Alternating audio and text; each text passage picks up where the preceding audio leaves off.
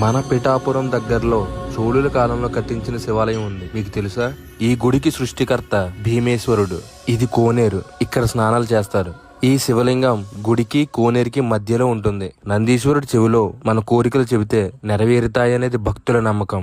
ఇక్కడ సుబ్రహ్మణ్యేశ్వర స్వామి, వీరభద్రుడు, చండీశ్వరుడు, గణపతి, కుమారస్వామి మొదలగు ఆలయాలున్నాయి. ఇవి ఆ కాలంలో చెక్కిన శిల్పాలు. ఈయన సూర్యదేవుడు, బాల త్రిపుర సుందరి దేవి ఆలయం. ఒక్కసారి ఈ గుడిని మొత్తం చూడండి, ఎంత అద్భుతంగా కట్టారో. ఒక్కొక్క స్తంభాన్ని చెక్కడం మాటలు కాదు.